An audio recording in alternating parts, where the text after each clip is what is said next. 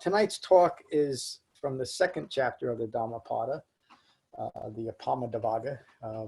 Last Saturday, some of you heard the talk on the Shamatha-Vipassana, the first chapter in the Dhammapada. Both of these initial chapters speak to the importance of right mindfulness. The Buddha taught a very specific application of mindfulness that is framed by the Eightfold Path. And the Dhammapada is a 26-chapter book in the Khuddaka Nikaya that many scholars think is like a primer that would have been given to novices to get them going in the right direction. Maybe. And it's not all that important whether it was or not, except in the context of understanding just what the Dhammapada is. These 26 chapters provide a very concise, a very pithy, but complete teaching in the Dhamma. But as we know, we have to understand how to apply all these different things. But it's a remarkable book. We're going to go through all 26 chapters over the summer, right after our spring retreat. And so this chapter, again, is on the beginning of the Dhammapada, the second chapter. Again, the Buddha's teaching the importance of refined mindfulness. And when you think about the Dhammapada as an instruction manual, this is where the Buddha is starting his instructions, with the importance of right mindfulness. You could also say that he's starting out his Dhamma teaching loosely addressing the fourth foundation of mindfulness, meaning to be at peace, to understand the quality of your mind in this moment and be at peace with it no matter what it is. So let me read the chapter. The Buddha's words. He starts right off with what Dhamma practice is all about. These are general terms, but we understand when the Buddha is saying mindfulness, he's talking about refined mindfulness, meaning, again, mindfulness that is resting in a mind well concentrated through Jhana meditation and is able to hold in mind the Eightfold Path as its way of living in the world. Mindfulness means to recollect or to hold in mind. And so we can hold in mind or recollect anything. And we could literally call it mindfulness. For many, many years, I spent 24 hours a day completely mindful. A human being could not be more mindful than I was for many, many years. And this started when I was 12 years old. Except it's a type of mindfulness that almost killed me. I could not let go of the thought that I need a drink or a drug. That's mindfulness, folks. That's holding in mind. I'm using a bit of an exaggeration to make the point.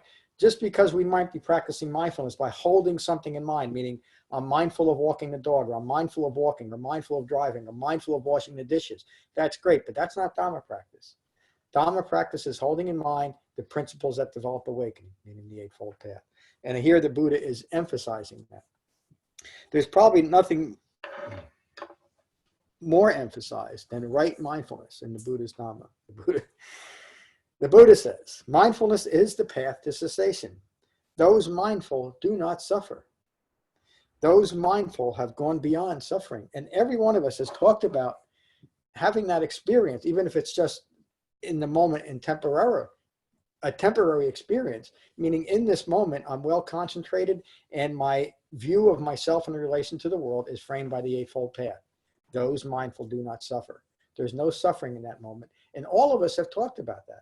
The release and the peace of simply being present in our life as our life occurs, seeing things from right view. Which relates to just what the Buddha is saying next. Clearly knowing the excellence of mindfulness, the wise, exulting in mindfulness, and the refuge of the noble ones. The wise ones established in Jhana, steadfast in the heart. When the Buddha refers to heartwood, he's always talking about the Eightfold Path. They alone are released, freedom beyond compare.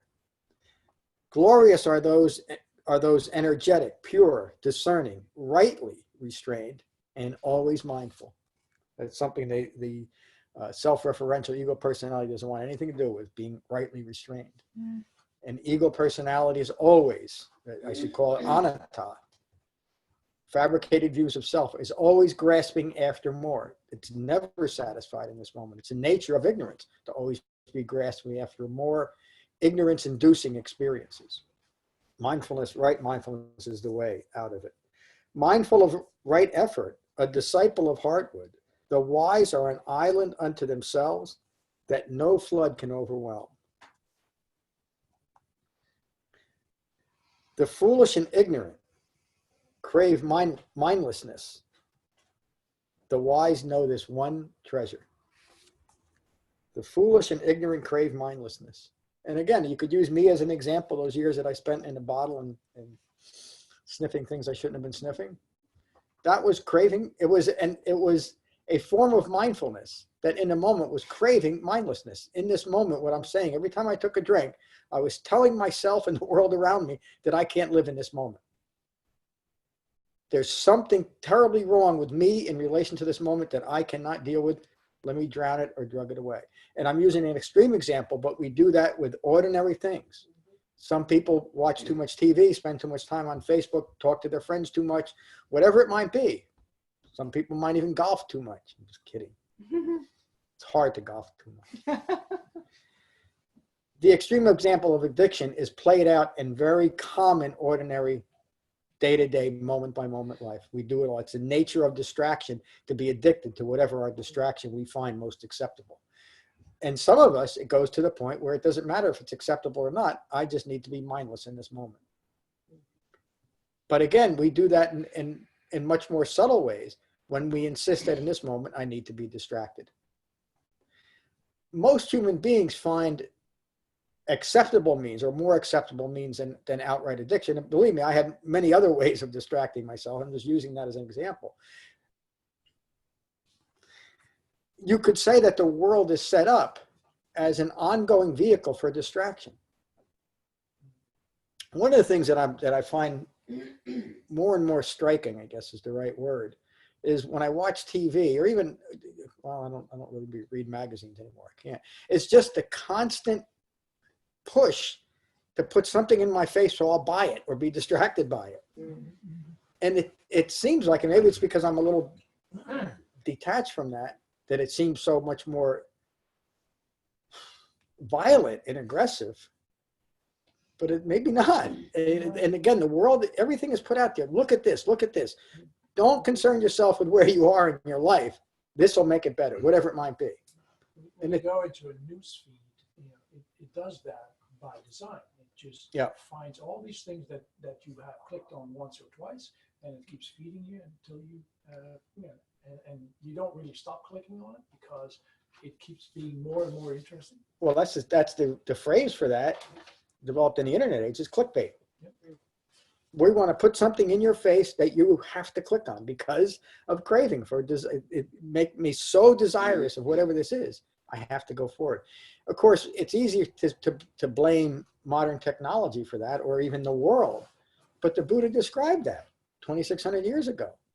The difficulties in the world today are the same as they were 2,600 years ago, meaning the root cause is ignorance of Four Noble Truths. And it's insidious because it preys on you because it's feeding you what you believe in. Yep. And it's the same thing as your beliefs, your wrong view. Yes. So you surround yourself with like-minded people, and it's just keeps feeding that cycle. Yeah, like-minded, mindless people. True. I mean, that's really what is occurring. And we can't blame the world or other people or technology or Google or Facebook for any of it. We're the ones that do it. We give in to our own desire. If it wasn't that way, if we weren't the ones that are ultimately responsible for our own distraction, then we could not be responsible for developing concentration, could we? The radical thinking of Siddhartha Gautama 2,600 years ago was just that we are in complete control of how we experience our life moment by moment, which was a complete contradiction to all of the philosophies and religions of his time, just as it is today. Just as it is today.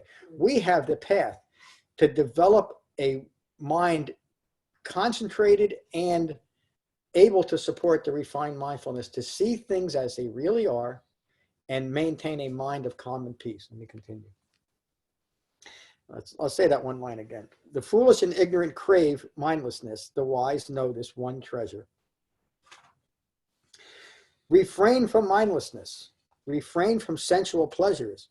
Only those established in jhana and refined mindfulness attain lasting calm. The wise looking down from the mountaintop of wisdom. I love that line. The mountaintop of wisdom, having abandoned mindlessness, having established mindfulness, this peaceful sage observes the foolish and suffering multitude. Just observes. The Buddha's not condemning that in any way, is he? He's just saying he observes, he notices it. Mindful among the mindless, awake among those asleep, the wise advance like a swift horse. By mindfulness is one exalted. Mindfulness is always praised by the wise, mindlessness always despised. The Dhamma practitioner who delights in mindfulness and is fearful of mindlessness advances like fire burning away all fetters. The Dhamma practitioner who delights in mindfulness and is fearful of mindlessness will not lose the way. They are close to release. I thought that was it. That's the end of that beautiful little chapter. So you can't really emphasize right mindfulness enough, can you? And it is Dhamma practice, like we talked a little bit about on Saturday, to change the way we think, which is what we're holding in mind. So I'm developing a way of changing my mind that is constantly distracted, constantly craving after and clinging to fabricated views. Within that same mind, developing concentration and the refined mindfulness to abandon all of those ignorant views. And what's left is a pure mind. The point that I'm emphasizing is a subtle point that the Buddha is talking about. The very same human being whose mind was once rooted in ignorance is the same human being that awakens. That is such an important point. It's almost too obvious to see. But when we develop, just to use the word, dharmas that seek an external intervention in some way, then I'm not in control anymore, am I? Or establishing myself in some speculative non-physical realm is the same thing. I'm saying, I can't do it here, I'll do it there. And most of modern Buddhism is presented that way, as a future attainment, where the Buddha always taught awakening occurs right here, right now, in this human lifetime. So that's my talk for tonight. Let's go online first and see what, let's start with Karen. Karen, how are you? No, maybe you need to. Hello. There you are. Hi, Karen. Hi. I'm sorry. I never know when I'm muted or not muted. How are you? I'm good. How are you? I'm great. Thank you. I've really been enjoying this book. Thank you so much for sending it. Well, I'm glad you got it and you're enjoying it. Yeah. What did you think of tonight's little talk? It was very enlightening. I mean, it gives me a lot to think about in terms of the many myriad ways that I distract myself, as you said, with television and whatnot. And so I'm looking forward to hearing more. I'm glad you joined us tonight, Karen. Thanks for the email. Thank you. Helen, how are you? Hi, John. I'm fine, thank you. How are you? I'm good. I'm glad you joined us tonight. Thanks. Yeah, I decided not to be there and share my cold, but I'm enjoying it here. As the years go by, the clouds part and it becomes clearer and clearer. What a nice way of putting it. It does. And it's just a matter of being part of it, isn't it? Yes, yes. I'm glad you joined us, and I hope you feel better soon. Jane, how are you? Thank you. I'm fine, John. Thank you for the teaching. I'm just grateful that I have this path. Yeah, me too. I'm glad you joined us tonight. Last but not least online is Thad. How are you, Thad? Hello, John. Good to be here this day. I would like to ask you just to speak a little bit, if you could. You know, sati is the term, the Pali term we usually, mindfulness, recollection. And I noticed in Appamadavagga, I believe I might be mispronouncing that, but I looked in the Pali dictionary and it seems to have a little bit more of an energetic quality or like vigilance or diligence or something. Would you speak a little bit? Is there really any, we have this one word in English, mindfulness, but is there in this, is it emphasizing a certain different kind of quality of mindfulness, or is it, or speak a little bit about that, if you don't mind. Thank you, Ted. Yeah, I mean, I did touch on a little bit. The energetic of mindfulness within the Dhamma rests in Jhana, rests in the right meditation practice, because it takes a well-concentrated mind to know how to apply what it's holding in mind, and to recognize the things that, if held in mind, will only contribute to further confusion, delusion, and suffering, and those things that are skillful to hold in mind, meaning the Eightfold Path. And so as Dhamma practitioners, authentic Dhamma practitioners, we develop and integrate all 8 factors of the Eightfold Path, including the last factor of right meditation, and the other 7 factors which contribute to this refined sati, or mindfulness. So the Pali and probably Prakrit language that the Buddha taught, nobody really knows the exact dialect. Is a I can't remember the word, the type of language that Pali is. Can you think of that word? It's the words are much more, or can be much more broader in scope in what their meaning is, and so that sati, using it that way, means a very specific, refined mindfulness of the Eightfold Path, as the Buddha uses it. So, but then going back into language, you can find instances of sati applied to an infinite number of things. So there's mindfulness, and then there's mindfulness, as these 2 suttas, these 2 first chapters point out. So does that help, Dad? Yes, it did. Thank you, John. Thank you. Good. Thank you for the question. Does Appamada have a different flavor to it than sati? No, not in the context of the Buddha's Dhamma. And one thing and this is something I struggled with many years ago when I was starting to retranslate the suttas, is being too fixed on a word and what a word means, rather than understanding the broader context, which is how you should, any good translator will translate that way anyway. And you understand the context, and then you apply the word, rather than get caught up in a word and have it alter the context. And the big breakthrough for me in my understanding of the Dhamma was just seeing the consistency of what the Buddha was teaching. He used the same terms like mindfulness in a very specific way, or jhana, or karma, pick anyone. He's all very consistent about how he uses those, and that's how you glean the meaning of it.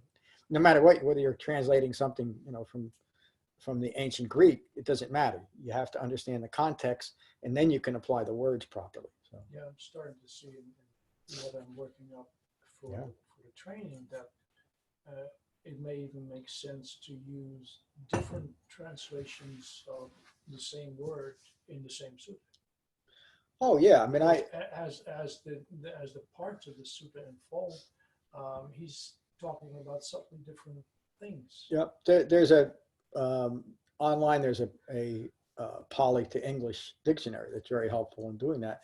But when I get kind of caught up in a translation, I'll often look at 3 or 4 different sources and see where they're coming from, and then again come back to what the Buddha consistently taught. And when you put things in the context of dependent origination and 4 noble truths, then it's obvious what the meaning of the words were, rather than getting lost in those words. So we might as well start with you. Thank you. Yeah, this sutta has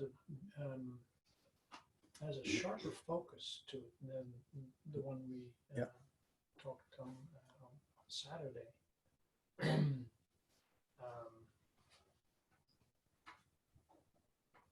Yeah, this one is almost, it's funny, I'm starting to think in pictures, especially the Dhammapada suttas are like a little, this one is like a little gem, just stuff is sparkling in here. Yeah, I agree. While the previous one had a lot more description to it, and this one seems to be the more the culmination of mindfulness, the really refined mindfulness, where the previous one had a lot more to do with how we start out in mindfulness, how we apply it in everyday life. And as we're going along, as we're using it for the other factors of the Eightfold Path. Yeah, it's brilliant. You could see these two beginning chapters as just that, a very broad approach. This is what mindfulness is, and then this more narrow approach. This is how you apply it. This is what it looks like. And you'll see, we'll see this summer as you build through. Each chapter is brilliant, and they all feed off of another, resulting in the sutta that we taught just a couple of weeks ago, the Appamadavagga, which was the culminating chapter, the 26th chapter. It's just marvelous. So, Kevin, good to see you. Good to see you, John. How are you tonight? I'm good. Thanks for asking. Good. Really appreciate this. Like Ram said, I agree. There's a lot of facets to this gem that you can really pick out here, and that's kind of what the fun in the Dhammapada is, sort of extracting the Dhamma out of it, and that's a different type of applied learning with this, and it's nice and refreshing to read these sometimes. I've always been fond of the piece of text there, to be an island unto yourself. I think they had mentioned that over the weekend or recently in his contribution. So that's where I'll leave it. I want to be an island to myself, or would like to be. Yeah. So Thank you. What does that mean, be an island to yourself? It doesn't mean we should be isolated from the world. Again, remember the context. The Buddha's talking about Dhamma practice. Within Dhamma practice, we are an island unto ourselves. Don't keep associating with outside things and calling it Dhamma practice. It's just this one thing. Islands aren't so bad either. No, I like it. I like islands. Good evening, one. Evening. I'd like some clarification on something that goes on in my mind when I meditate. Often when I meditate, I can get to a place where I am just thinking about my breath, and I seem to disassociate myself with all my senses and aggregates and all that stuff that we think about that draw our attention. And sometimes I just sit there and just think about my breath, and there's nothing else going on. Meaning what you've just talking about tonight, and there was a sutta a couple of classes ago as well, and Buddha described, what to hold in mind when we're meditating, etc. But when I get in that state, I don't know if I am holding anything in mind, or because actually I just sit and bask in it. I just sit and bask in the nothingness. And I don't know if actually that's a right or wrong approach to meditation, where you should be more conscious of, or I don't know if I've done enough homework for me to get there to understand that quiet and peaceful place, and that is learning meditation. And I can, because as I say, sometimes I just sit and bask in that stillness and quietness and nothingness, and just understand that there's nothing really going on in the world. So is that good or bad? Because he never says, when your mind does empty, love it, just sit there and bask in it. And he never does say that. He always be mindful of this, be mindful of that. No, you know why Siddhartha never would say that? No. Because it goes without saying. Well, I wish you'd say it, then I'd know.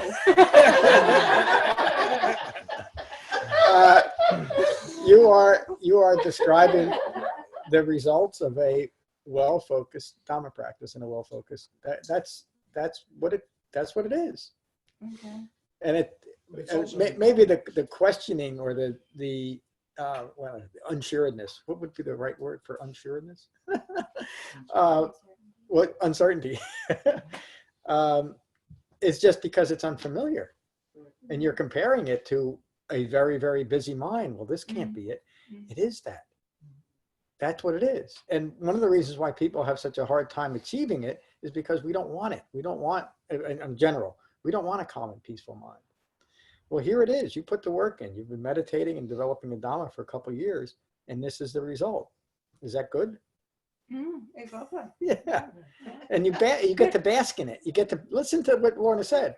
We get to bask in our own minds. Yeah. And we could say we get to bask in our own bodies too. That's the whole point. So she gets to shed the hindrance of doubt, because she'll come to realize that that's what she's trying to attain in that second jhana. Yeah. And you're right. And there's just that little shred. Is this right? Am I doing this right? But that all comes from ignorance, doesn't it? But it's also part, that's not a negative thing. That's all part of Dhamma practice. Is just what you just did, is questioning it and relating it back to how things used to be and how things are right now. And you notice the difference. Is there also That's an mindfulness yeah. too, by the way. The proper mindfulness is being able to hold in mind the principles so that we can recognize that we are actually developing the Dhamma the way it's intended and basking in a calm and peaceful mind. It's wonderful. Is there also an aspect of impermanence there still? Yeah, well, there always is, isn't there? I mean, we talked a little bit about this on the way down. The Dhamma itself is a practice of complete acceptance of the impermanence and uncertainty of life without needing it to be any different, including within our own practice. So outstanding, and thank you for bringing that up. Hello, Matt. Good to be here. Good to be here with everyone.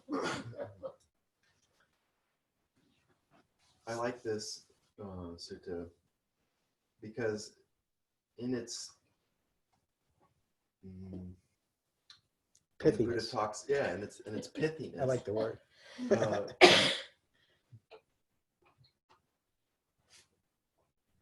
When the Buddha's talking about mindfulness and keeps coming back to mentioning one who's trained in Heartwood, it's like you said, talking about the Eightfold Path, and where do we begin there is right intention, to abandon craving and clinging. Yeah. So that initial intention is starting this journey to mindfulness. Yeah. Mindful. It begins in right mindfulness. It begins in right mindfulness, yeah, to abandon craving and clinging. Yeah. And then we get to start becoming mindful of how we crave and cling. Yeah. Or cling and crave. So I like how it's, you guys have said jewel and multifaceted and all of these things, I think are very daft descriptions of it. So thank you. Frank, how are you? Good to be here. Good to see everybody. How are you, John? Good, thanks for asking. I enjoy the Dhammapadas because they're short. Yeah. And they Me get too. right to the point. And when I read this, a large part of my day is being mindful of the quality of my mind. And so when I read this, it kind of, the Buddha teaches two things: what causes suffering and the cessation of suffering. Yeah. And what causes the cessation is understanding and being mindful of the quality of your mind. And when I do that, what gives rise to ignorance is the hindrances. When I'm caught in desire, or I'm caught in ill will, or pretty much those two. I like to talk about and I don't really see anything wrong with looking at Facebook or Instagram or checking some things out or wanting to go on vacation or enjoying the pleasurable things in life. When it becomes a problem is when it gets me caught up, and that's all I can think about. And then there's the craving and the clinging, and so I don't know if it's the craving or the clinging, but it's probably the ignorance that's given the rise from the hindrances that I'm caught in. And if I'm mindful of the quality of my mind and then I'm caught up in a hindrance, then it's easier for me to understand and fall back into right view. Okay. So, thank you. Wow, outstanding. Thank you. Yeah, the Dhamma doesn't teach us that we shouldn't enjoy our life. In fact, it's just the opposite. We go on vacation or do whatever the Dhamma teaches us to enjoy life in a completely impersonal way. In other words, we go on vacation, and vacation is great. If it happened to rain for 7 days, it rained for 7 days. It doesn't matter. There's no me in it. We're not doing things because of their inherent distracting nature. We're doing them simply because we're having a human life. Outside, it looks like just the same to most people and even to ourselves. But inside, there's a calm. We're still doing the same thing. We understand what's going on in the world. We're finally living our life moment by moment as a human life is supposed to be lived. Not thinking about what we need or what we need to avoid. We're mindfully present with life as life occurs. That's mindfulness. Eric, good to see you. Good to see you too. Good to be here. I don't think I have anything to add. It was just very clear, like what was said, and it just made a lot of sense. Yeah, good. Glad you're here. David, how are you tonight? Good, John. I'm good tonight. Thank you. Hello, Mary. Hello, John. Hello, everybody.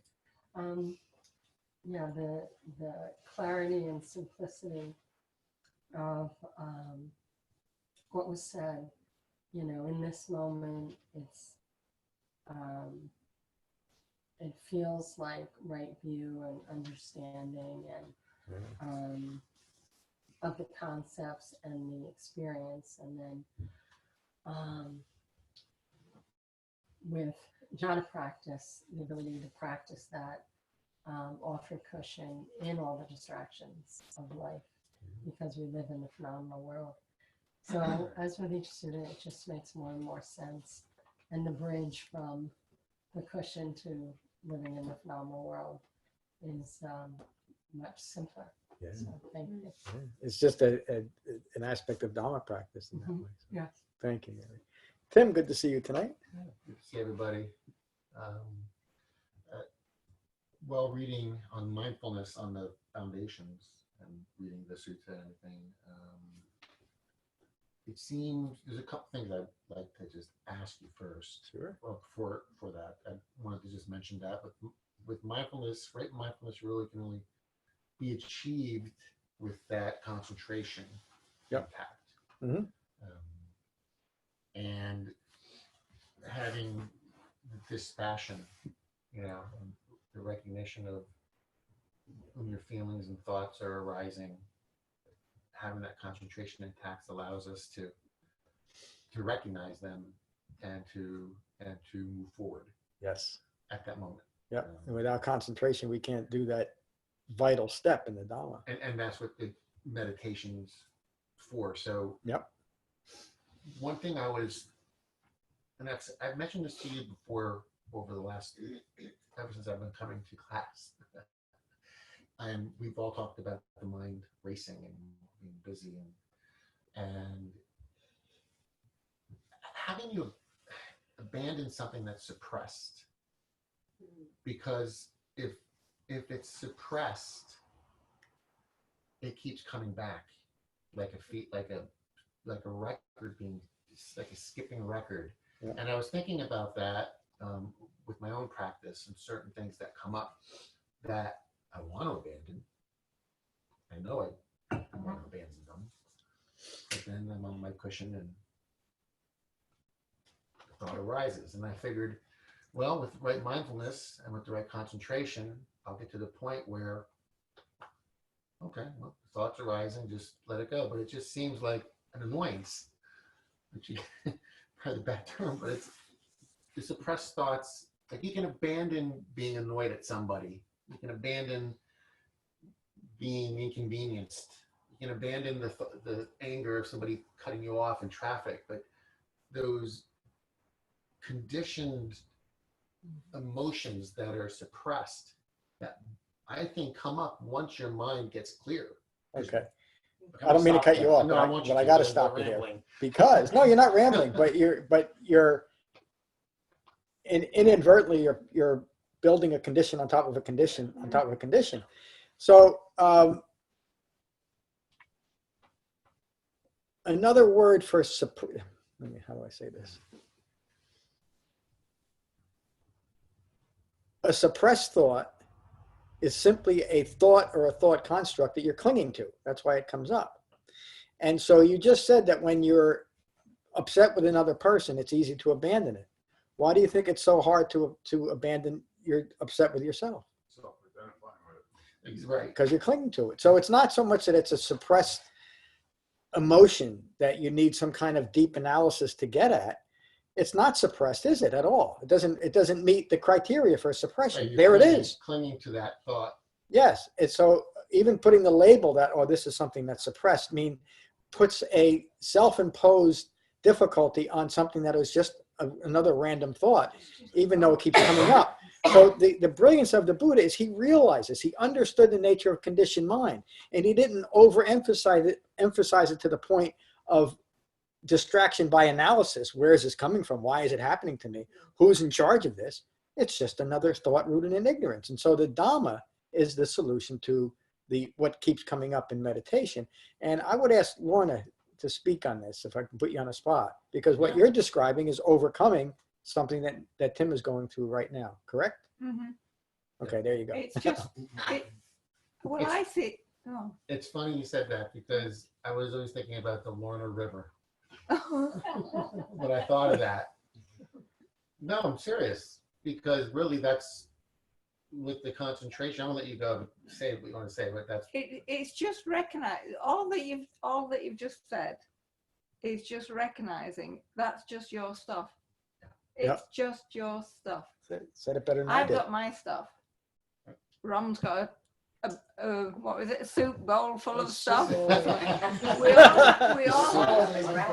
all have our feelings and descriptions of what our stuff is, and what you just said is just your stuff, and all of that, everything you just said, just abandon it. And if it's my stuff, it's unique. There's no such thing as suppressing it. You can't suppress it. You can. Suppression really is what Frank says. But suppression is what leads to stress, to dukkha. Yeah. Or the attempt to keep doing it rather than be, I want to say grateful, but understand the fortuitousness, the fortunate nature of having a practice that allows you to deal with so-called suppressed emotions and thoughts. It allows you to see them clearly. There's nothing suppressed going on. It's just a mind. It's a mind doing being a mind, and it happens to be your mind. So you're almost, and again, not to put words in your mouth, but you're kind of describing this is something that might be unique to me, and it's a difficulty that I'm having. When the truth of the matter is, it's the whole point of the Dhamma. Right. Well, it was more. Yes. Absolutely. Everybody's. So thank you for bringing it up, Tim. But what I was going to say is that, lastly, was that the concentration allows me to recognize. Right. Yes. Okay. And in time, through practice and perseverance. Exactly right. For me, it's understanding the quality of my mind. Yeah. It's usually a hindrance. And if it's a hindrance, then my mind is in ignorance. If it's uncontrolled, it is a hindrance. And that's why again, the reason why the Buddha taught one single meditation method for a single purpose, to deepen concentration, so we can do just what we're talking about. So we can apply refined mindfulness. Because if it's just this grasping after concepts and fabrications and abstract ideas, all we're doing is engaging in a practice that we agree is a simple distraction. Isn't it also Right. the transition from willpower and that failure of willpower every time, because it's just becomes a tired muscle, to wise restraint, then final release, because your practice is developing and it's to that right effort. And I've heard Lorna over the past couple of years and how that's developed, and you see that before it was sometimes confusion or doubt, and it's transitioning to much more right now. So I use those examples for myself to see that with a practice that's developing in right effort, that's where you're going. That's right. Thank you, David. And again, what you're describing, Tim, is when the Buddha said, I'm teaching a Dhamma for those with just a little bit of dust in their eyes. That little bit of dust in your eyes is manifesting as something you see as a suppressed feeling, when it is just another impersonal thought that has no meaning or power except that it's there as a distraction. Recognize it, come back to your breath. And we all know the more that you do that, the less those things come up, because they're simply no longer being clung to. There's no vehicle inside me that is acting to suppress something anymore. What an important thing you bring up. Julie, can I go to Kate and then I'll come back? You'll be next? Sure. Okay. Hello, Kate. I'm good. Thanks for asking. Just to touch off of what Tim was just saying, you know, about the mind racing and stuff, and you kind of said all this, but it neurologically, like that's how our minds are. Yep. That's the default. They're programmed to run all over the place. Yeah. You know, so it helps when I'm in that place to remember that that's just what it's supposed to be doing. It's the mind being a mind, like you said. And that depersonalizes Right. it, doesn't it? And it kind of helps you remove yourself a little bit from it. And same thing, I do the reminding myself, like, this thought is just a thought. It's just a thought. It's, you know, next second it's going to be something else or it's going to be gone. So, yeah, all of that is just stuff I constantly remind myself, and it's helped. And everyone's talked about, you know, sort of some of the lines in this chapter that jumped out at them. The one that jumped out at me was awake among those who are asleep. Yeah. I like that one too. Yeah, that I stopped on that one when I read it, because that to me is a very accurate description of what it feels like when you're doing this right. You're like a little more awake for your life. You're a little more awake to how you cause yourself to suffer. And one of the best things about this practice, and also one of the most maddening things about this practice for me, is once you see what you're doing, you can't unsee it.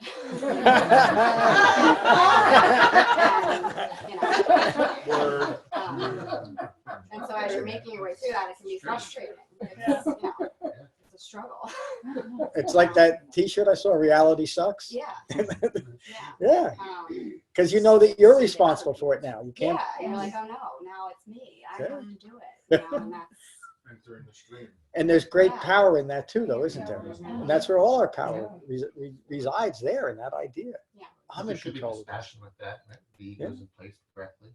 But that, There should be dispassion with that if the ego is in place correctly. yeah.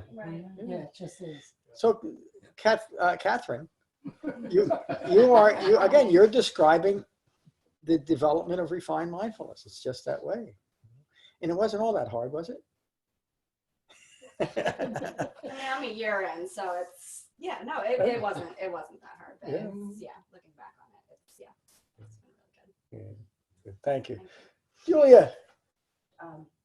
John, thank you for the teaching and everything today. I just wanted to make a strange experience that I had this week.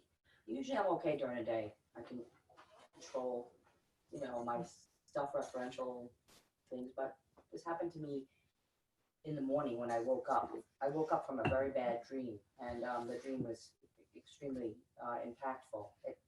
It wasn't like, I knew that it was a dream, but it had a lot of things that were like very hurtful things deep inside that I thought were gone, and they were just suppressed deep inside. And so I woke up, of course, and it was emotional and all that, and I immediately said, okay, this is a dream, you know, but it was very painful. I had literally pain in my chest from that experience. I got almost like an anxiety attack. Yeah. And so I just I sat up and I just started to meditate immediately, because but it was difficult to meditate. The thought kept on coming back in, and I kept on having to breathe again, and then I would calm down, and again it would come, and I'm like, it's not going away.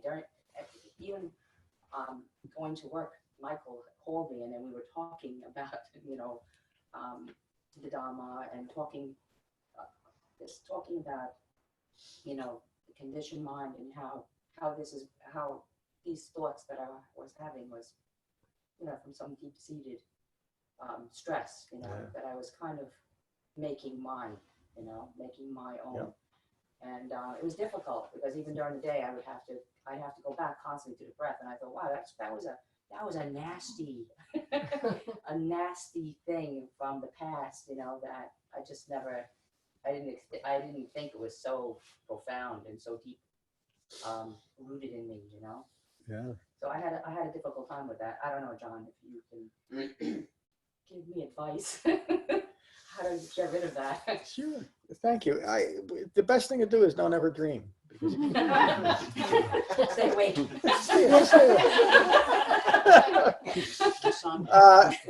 it's important to understand that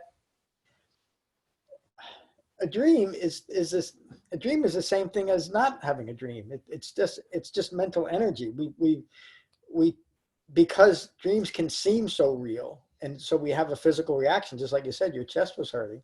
It seems more than just what was occurring, but just what was occurring was your mind churning stuff up. And it wasn't something from the past that was occurring in your dream. It was your dream that was occurring in your dream.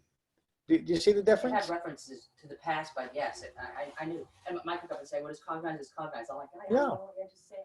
Yeah, and so in a dream, it's just a dream. And again, it doesn't mean that your reaction was somehow unskillful. It was your reaction. And you did exactly what a wise Dhamma practitioner would do. You entered meditation, you did your best to unite your mind back in your body, and you went about your day. It wasn't the instant panacea we'd all want it to be, but that's why people take drugs, because they work so quickly. And you even bringing it here and talking about it is part of a authentic Dhamma practice, isn't it? So despite the upset, the whole thing unfolded exactly as it had to unfold. And I would say you address the issue just like a Dhamma practitioner should. So thank you for bringing it up here too, because that's not isolated. We all have that. You know, we tend to overemphasize even those kind of things, mostly because we don't understand dreams, but dreams are just part of having a human life. Human beings dream. So, thank you. Michael, good to see you. Same here, John. Thank you once again. This is a really good sutta. I really enjoyed reading it. They're short, like Frank said, and you can get into them and get through them, and there's a lot in them. So, I thought was interesting is this part where it says, "Glorious are those energetic, pure, discerning rightly, restrained, always mindful, mindful of right effort, a disciple, apart with the wise are an island unto themselves that no flood can overwhelm." To me, that is such strong, again, words. I'm not like hanging on the words, but there's almost like an underlying current that certain words are like, kind of like there's a meaning there, and an understanding and a discernment of how we should, read this, and when words like pure and discerning rightly, restrained, always mindful, a disciple. Later down it says peaceful sage. This individual is an island unto themselves. Okay, that to me means that they have come to the cessation of ignorance. Okay, and that they cannot be touched by this sea of ignorance that surrounds them, because they are grounded in living the integrated Eightfold Path. Yep. That's just the way I interpret it. That's it. You interpreted it rightly. So thank you. Before we get to Kathleen, do you guys got to leave? Frank and Eric? Can you hang on till the end? Because I just want to give instruction on our next week. Oh, okay. Kathleen. Hello. I don't want to comment on what we talked about tonight. The picture on the wall is really compelling to me. This one? Yes. I sat with a very dear friend as she was crossing over. And for 2 days, her eyes were like that. Mm-hmm. And periodically she would come back and have something very, very specific and clear to say, and then she'd go back into the half-closed eyes again.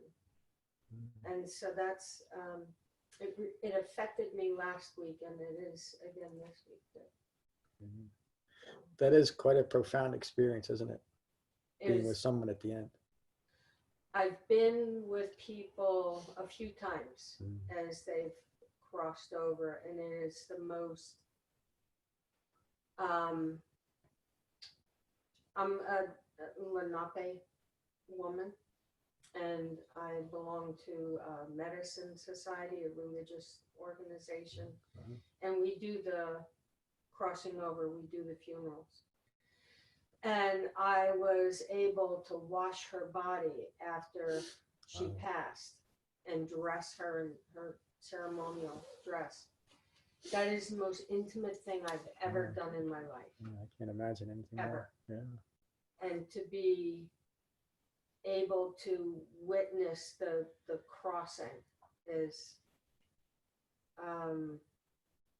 it's a gift, you know. Yeah. It's a gift. And it's a profound experience of impermanence. Yeah. Because alive and death, there's no difference. Yeah. It's really, thank you. Hello, Karen. Hello. Thank you so much for your teaching and patience and help. And I love what everyone shares and can relate to so much of it. It is a wild journey. Yeah.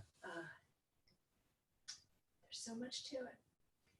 And we're very happy to be on it. Thank you. Thank you. And thank you for being here and being part of our Sangha. Hello, Liz. Hi, John. I was just thinking as I was sitting here how as I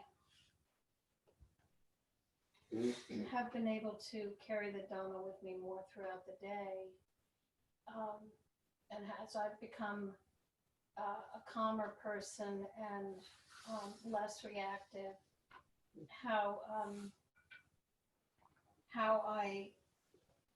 much I used to engage in the drama of phenomenal life, and how now there are people who think I'm not responding to them because I'm not getting on the emotional train. Yeah. And it's interesting, and not that it was anything, major or really important that happened, but there was a point where I just really didn't have a response to something. And I usually do. So it's interesting to sort of watch how your life sort of changes around you. Yeah. Yeah. Thank you. To some people, a wise Dhamma practitioner might seem aloof at times, but it's just because we've learned to not get entangled in the world and things that there's no reason to be entangled in. That's how we maintain a calm and peaceful mind. Thank you. Hello, Bonnie. Well, John, I don't know how to wrap this one up. But Bring it home, I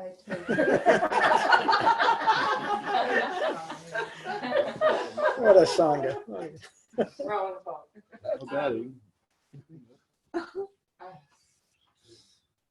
It's dark, it's light, it's dark, it's light, it's dark, it's light. But I think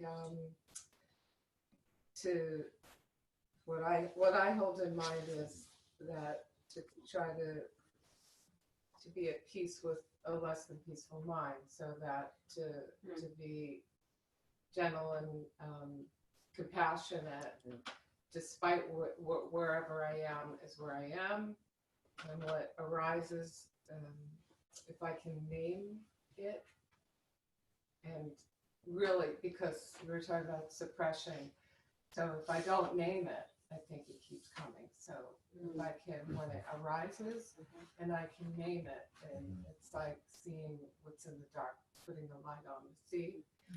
And but what's a relief is that the Eightfold Path, no matter where I enter in the stream of that path, can assist me in that process. So I have to keep reminding myself that it's there, reminding and remembering, because the conditioned mind, of course, brings us to that behavior that helps, but to be witness, to remember that the Eightfold Path, I can, once I go, it's like the dark night, to step back into that path, and I see it as a ladder almost. Yeah. You know, and sometimes it's sideways, sometimes it's up and down, whatever. I connect, and we've talked about this before. Being able to enter it at any point, and that it's circular in some ways, so that it brings you back to home and to be able to sit in that space. So I'm certainly far from always being the light, but you know, hearing the suttas at every different levels, like we've talked also, but we haven't talked about it in a long time. It's like the Nautilus. When you're walking around, it's like you come back to the same place and you're on a little bit of a higher plane. Same issues, same ideas, but hopefully we have more insight at that point without being able to look. So it's so helpful. Thank you. Thank you. What a good description of refined mindfulness. That's how it is. So we're going to start our Truth of Happiness Dhamma study for this year. It's going to be slightly different than we've done in the past. In other words, you're going to read the respective chapters, and then I'll give a brief talk on it. But what I'd like to hear is your understanding of what you read, and many of you have been now coming for quite a while, how it relates to the rest of the Dhamma. So at the end of each chapter in the book is instructions to write out a couple paragraphs about what you learned. And if you're taking the correspondence course with me, to send it to me and we'll have that discussion. What I'd like you to do, and please do the writing, because the writing uses a different part of your brain. You'll realize something in your writing that you haven't learned before. Read, this week we're going to read the preface, the introduction, and the first chapter called Shamatha-Vipassana. I haven't changed the chance to revise the book to say Jhana, but everybody knows that Shamatha-Vipassana means Jhana meditation. Preface, introduction, and that first chapter. Write a couple of paragraphs on it and bring it back here. And those online, if you're doing the study with us, and I hope you are, you can do the same thing. You can bring it to class next time you come to class, and we'll talk about it. And if you also want to send it to me, you can. There was something else I wanted to say about that. I think that's it. So everybody's got that? How we're going to do this, and the book is online as well as for sale, and I got a couple of copies over here, but that's how we'll do it. And then I think I've said it already. This summer we're going to go through the entire Dhammapada, right after our retreat. So I think that's it. We'll finish with metta as we always do. John, I'm sorry. Preface, introduction, and The first chapter, chapter 1. which is in the book. It's Shamatha-Vipassana meditation. See you, Frank. See you, Eric. Good to see you guys.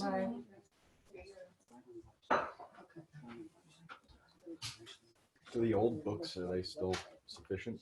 Or? Yeah.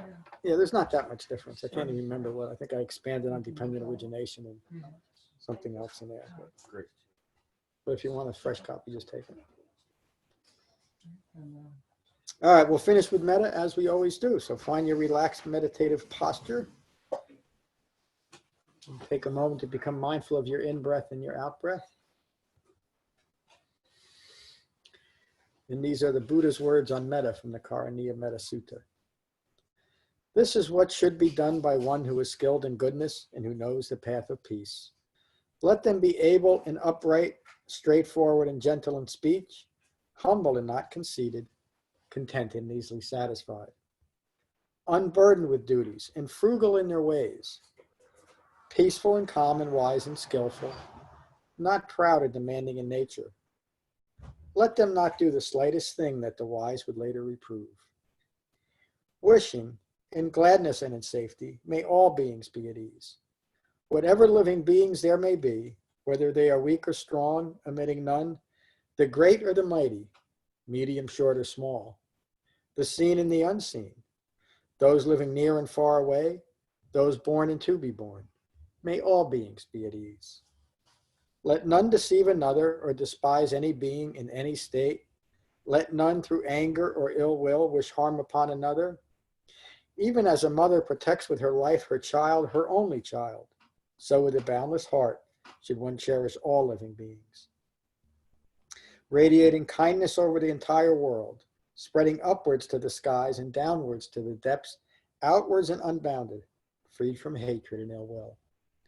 Whether standing or walking, seated or lying down, free from drowsiness, one should sustain this recollection. This is said to be the sublime abiding. By not holding to fixed views, the pure-hearted one, having clarity of vision, being freed from all sense desires, is not born again into this world. Thank you all for joining tonight. Thank you online.